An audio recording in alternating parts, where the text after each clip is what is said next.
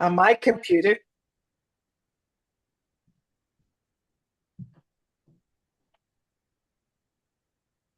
Well, welcome, welcome, welcome, everyone, to the Women's Empower Network. I am so excited to have Yvonne with us today. So, welcome. Hi, Jenny. Nice to be with you. Thank you. Thank you. Yes, we've just had a really lovely conversation prior to this. So, I'm very excited to share her because it's really, I think it's very, very valuable what she's going to share with us and who she is and what she does today. But before we do that, would you tell us a little bit about your story and journey that led you to what you're passionate about today?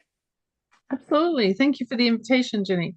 So, my passion is working with women entrepreneurs who are seeking to flourish and women professionals who are also seeking to flourish, although for them, it's usually how to attract a promotion and earn more in the workplace. And I came to this work through a series of activities, but mostly a childhood experience growing up. My mom was a stay-at-home mom after being a professional woman, had her own career, had her own life and income, and then married my dad. He was a World War II veteran, came back with a bullet in Dunkirk that clipped him, and he ended up with PTSD. And there were hundreds of thousands of men that weren't treated, and he showed up as being a very angry man. So he took her power away. He took her freedom. He took the car keys and wouldn't let her drive the car, even though she taught him how to drive the car. And I watched her be diminished, and I swore that I was never going to be that person.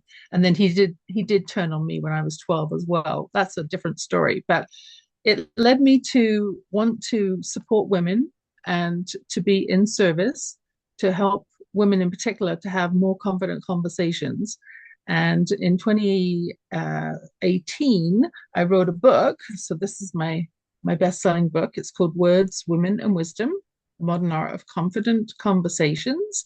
And it's 40 different words and word concepts that I've learned over my career in 30 years that help women to ask for what they want and get it by creating value and being clear and confident and leaving out the weak words. So my passion now is supporting women through, I do that through coaching, working with them one-on-one or in a group, and working to look at how do we have more business owners that want to expand and grow, because then they hire more women at fair wages. And so I'm tapping into the UN number 5 of, equality for women as well as fair wages as well in my work.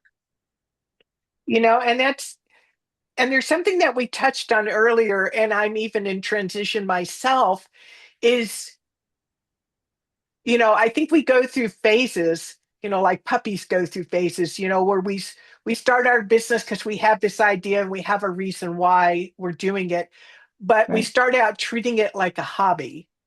Mm. And then we graduate into being an entrepreneur or a solopreneur. And Hmm. then what what I get a sense what you're at talking about and everything is stepping into the role of a CEO and really owning your business and not having it own you. Totally.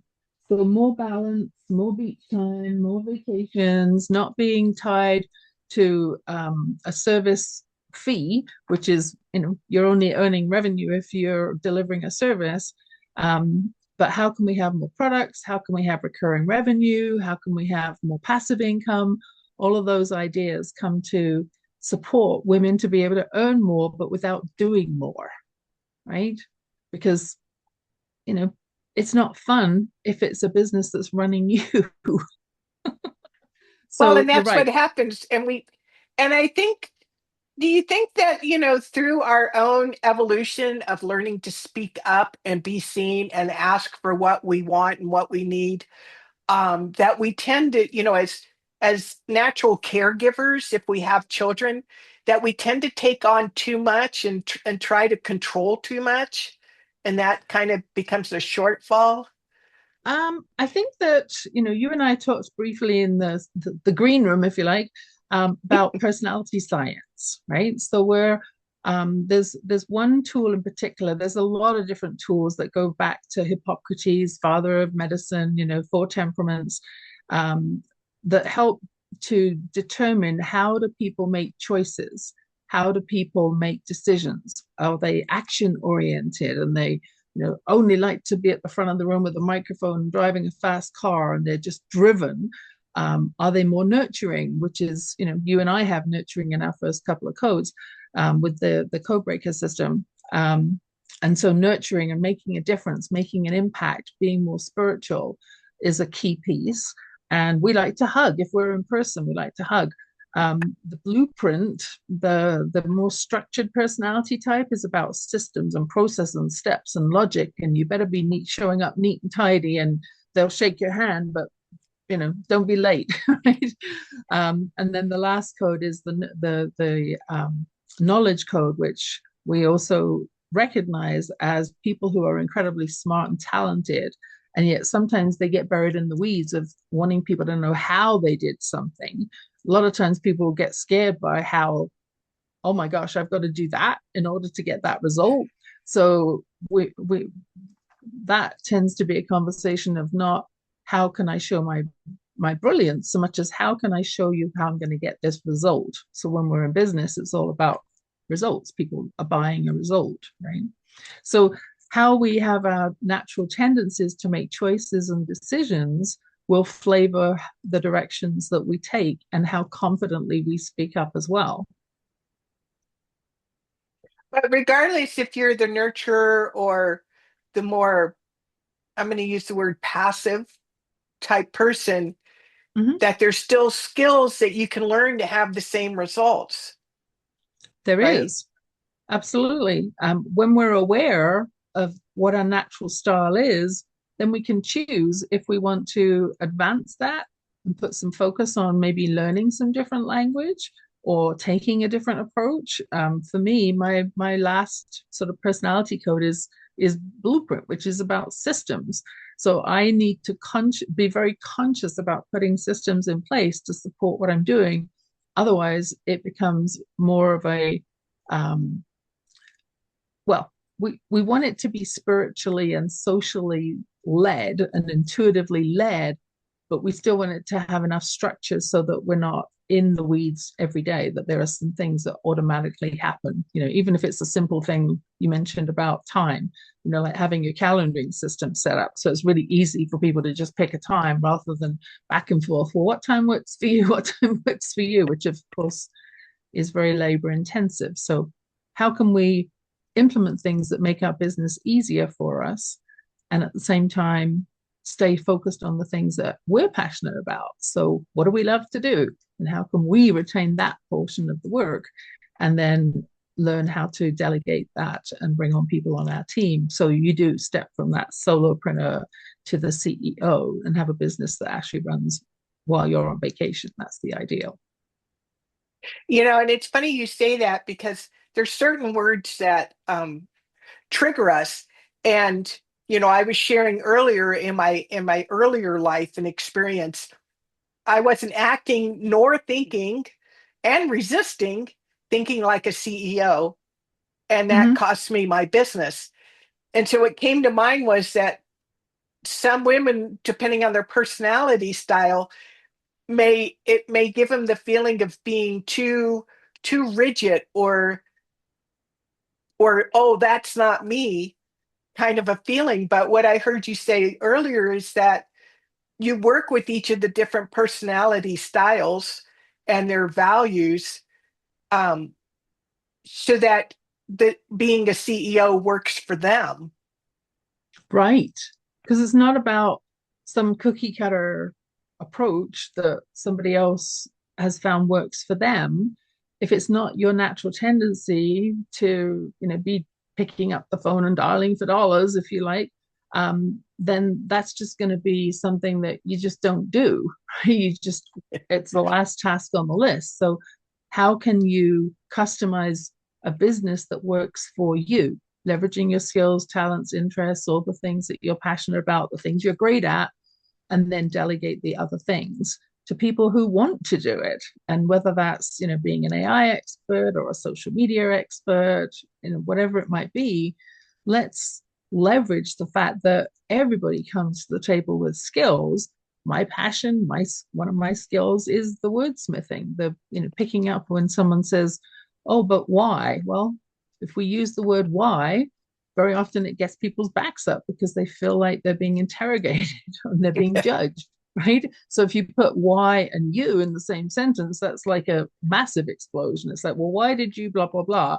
Right away, you can feel the hair on the back of your neck going up. So um, being very mindful and knowing ourselves, and we've both been around the sun a couple of A few times, you and times. I. Yeah, a couple of times. So when we know ourselves really well, then we can be more mindful of what works for us and more clearly articulate our needs, and not only come from a place of serving to our own um, detriment, right?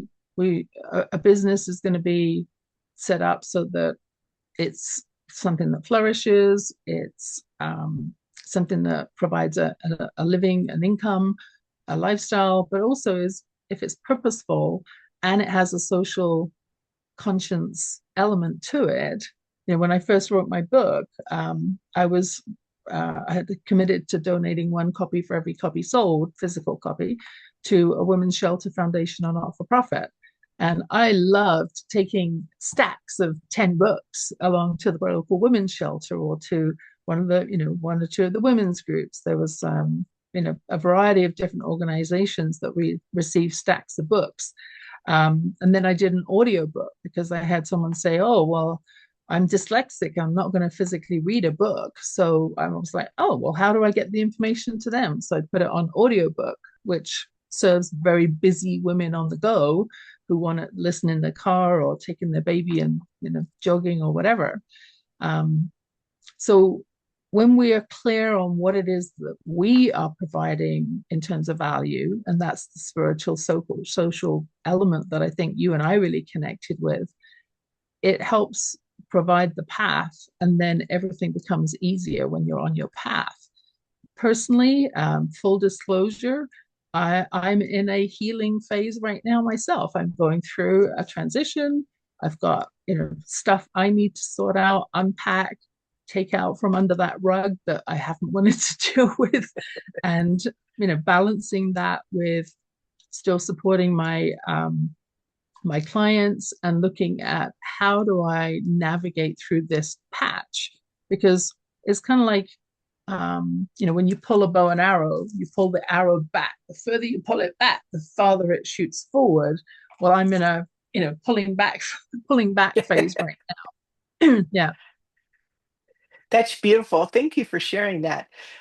Because it doesn't matter. I mean, we're always on this evolutionary scale of evolving and becoming.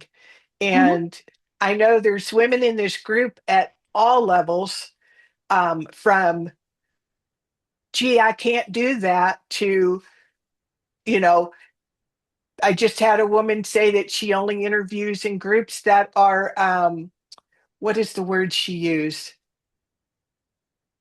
I forgot the word. Syndicate. That they were, the group was syndicated where it got out in several channels. Yeah. And I was thinking, well, good for you, but I did leave the door open. If you ever want to share an intimate story, Mm-hmm. to inspire other women, my door is still open. So, we have women.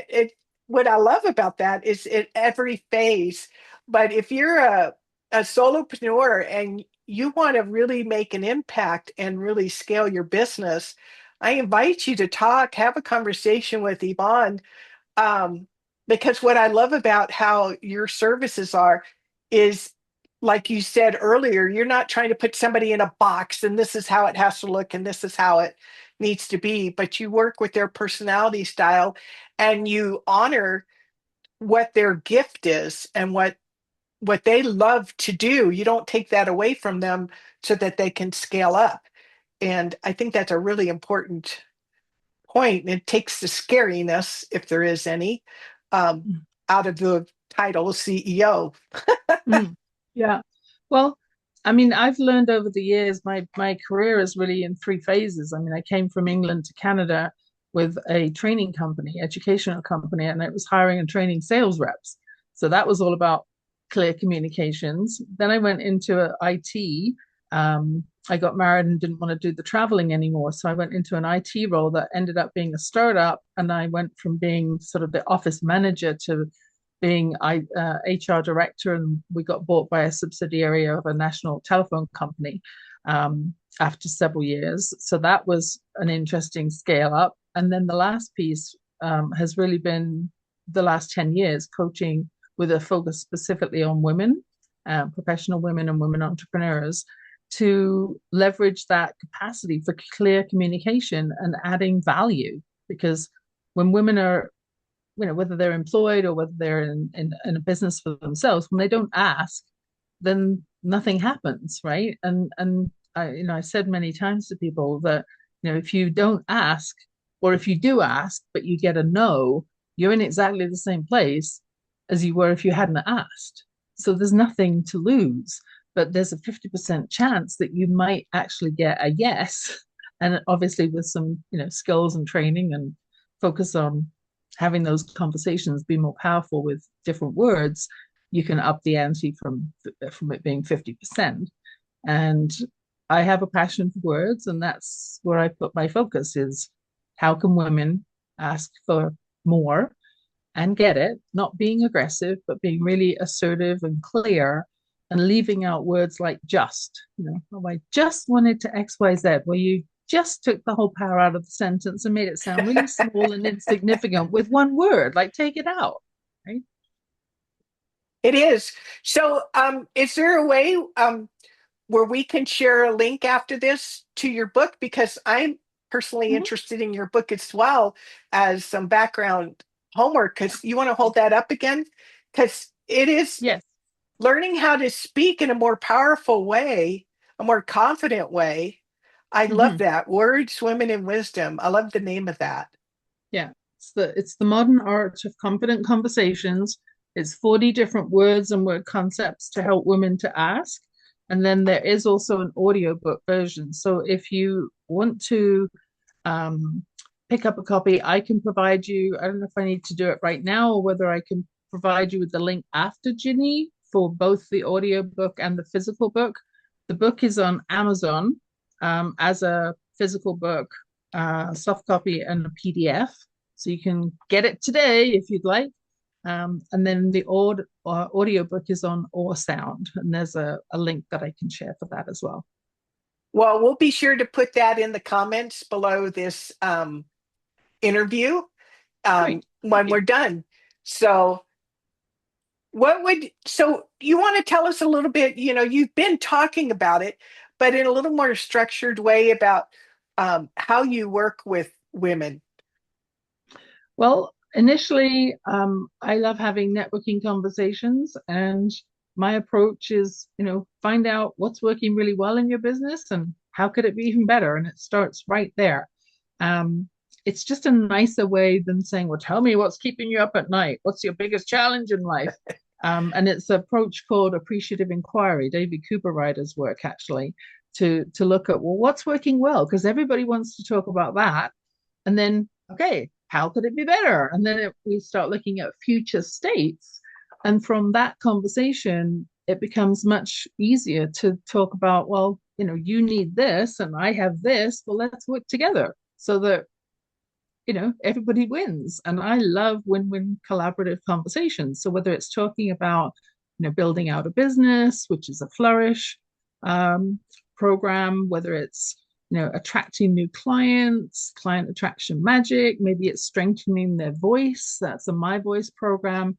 Over the last 10, 15 years, I developed a number of tools and programs and processes based on what clients keep telling me they're looking for. So let's put a system in place and then wrap one-on-one coaching or group coaching around it, depending on the situation. It comes to mind when you're sharing that.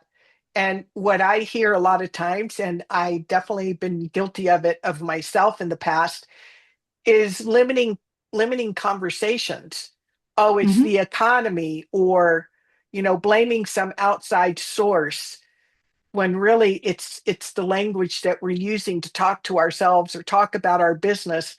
And I can see where that would be just really valuable to have, because we made it, it's like it's so close to us. We say it like we breathe. We don't even pay attention or realize what we're saying, the words that come out of our mouths. And so, working with Mhm. somebody like you too, that you can unpack that and help them just even in that way and have a more powerful conversation with themselves and with about their business. Yeah, absolutely. I mean, I'm trained as a certified executive coach, excuse me, emotional intelligence consultant.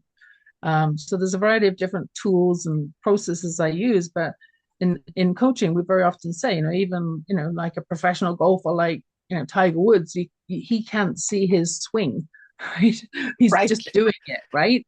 Um, and knowing the questions to ask, it comes from 30 years of business experience, 8 different startups, and some weren't successful, some were successful. You learn either way, Right. and and that's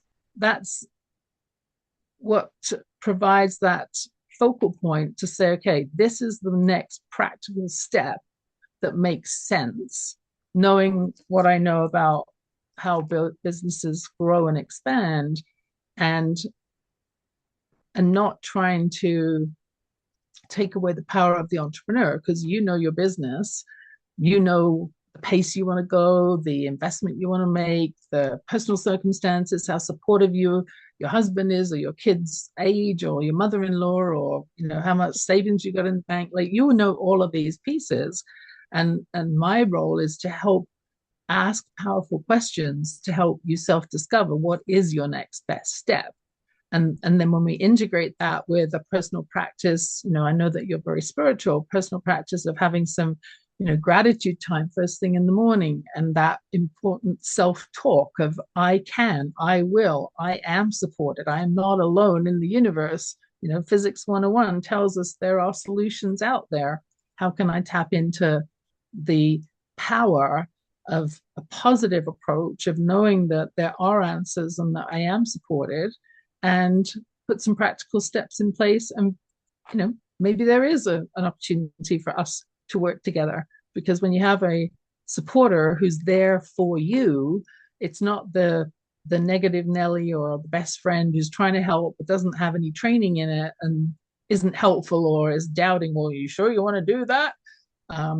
Those are the conversations that very often knock women off track, and we don't want to be diminished by others, because at the end of the day, other people's judgment and opinions about us really doesn't matter. It doesn't matter. You can't please all the people all the time, so stop trying.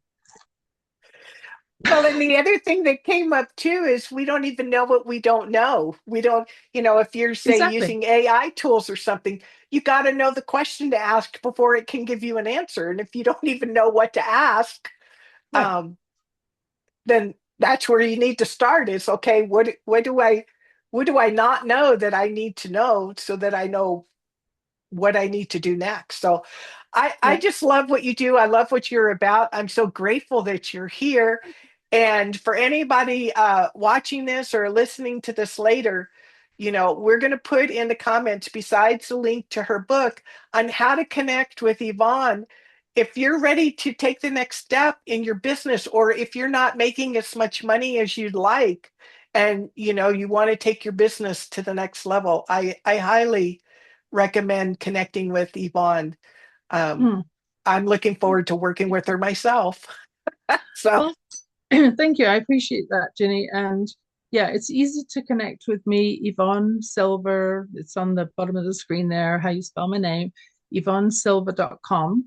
And there is a connect page, and you can just, go ahead, book into my calendar. We can have a quick 15-minute call and go from there. See what you need. that's beautiful. So before we go today, and you've already shared a lot of wisdom with us, do you have any parting words of wisdom you'd like to share before we say goodbye?